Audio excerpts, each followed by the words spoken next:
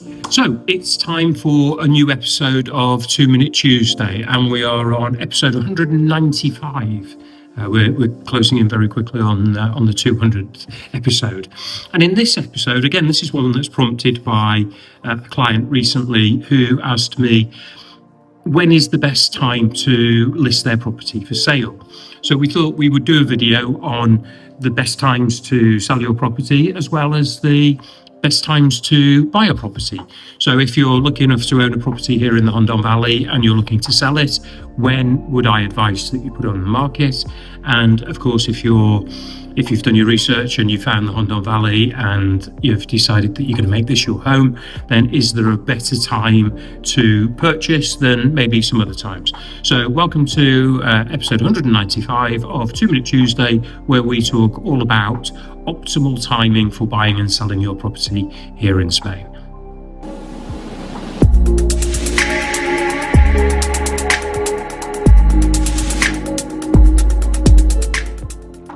Okay, so let's start with those who are looking to sell their property. So you've owned your property here for quite a few years, and potentially you're looking to sell. So is there a better time? So let's start with the spring. Now, this is traditionally the peak time of the year for selling properties, and I think in my experience since back in 2006, so sort of 19 plus years now, it's always been the time of the year when people tend to put their property on the market. So what we tend to find is that if you're looking to put your to market your property, now is a great time, because a lot of people that are looking to purchase now in order to secure their property for the summer.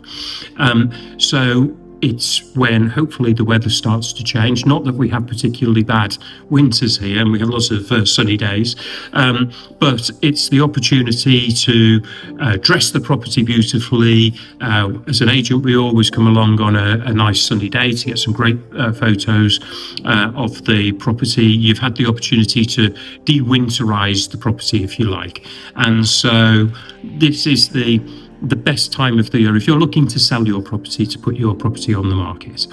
As we move later in year, so by spring, I'm sort of talking February, March, April, early May. As we get to sort of mid-May, June, July, August, the people that are buying in that period, so this is again for you that are selling, are rushing maybe to get their property purchased. So if you are looking to put your property on the market a little bit later, be prepared for somebody that would come and buy a property and would potentially say, we want to be in that property in a month, or we need to be in the property in 6 weeks. So it could be quite rushed, because people are keen to get into the property whilst they can still swim in the swimming pool if it's not heated. And then as we get later in the year, the number of buyers falls off, because obviously Spain in the autumn, anybody buying then has probably got to wait through the winter and into the spring before they can use the things like the swimming pools again. However, we tend to have lots more professional buyers that come out. So people that aren't necessarily reliant upon school holidays before they can travel. So they're maybe older buyers. And then the traditional low periods, which were things like the month of August, because not a lot happens in Spain. If you're lucky enough to live here, August is a big holiday month. The lawyers go away on holiday, the agents go away on holiday, the town halls are minimally staffed, the notaries are shut. It's quite difficult sometimes to buy a property in Spain in August. And the Christmas period, because obviously it's a big family time, people are any vacation time that they have or travel time, it's to go and spend it with friends and family. So they are the traditional low times. However, what we found in the last 5-6 years is there are people now travelling out and sort of booking holidays. So, we go and, we take time to be closed during the holiday periods, but we're getting quite a few people that are inquiring when we're not actually open, during the holiday period. So people, the traditional highs and lows have been smoothed out a little bit. So really, if you're looking at putting your property on the market at spring, it's as simple as that. That's the peak time and the best opportunity you've got for selling your property quickly. So let's move on to if you're looking at buying property. And this is slightly different, because if you're looking at buying a property, then obviously your intentions are probably the same as those who are selling. In other words, if you can buy your property in the spring and secure the property, then it means by the time the lawyers have done all the paperwork and everything's correct, which generally takes about 8 weeks, if you go on our website, you'll see dozens of videos that explain the process. But if you purchase your property in the spring, 8 weeks later, then the pool will be nice and warm, the weather will be guaranteed sunny days, and when you come to use your new holiday home or your new home in the sun, you can guarantee that you're going to have really nice weather, a warm swimming pool, blue water, and you're really going to feel like you're on holiday, or that you're here and getting the best out of the property. So obviously, if you're buying in the peak period, the chance for getting the best deal will be a lot less.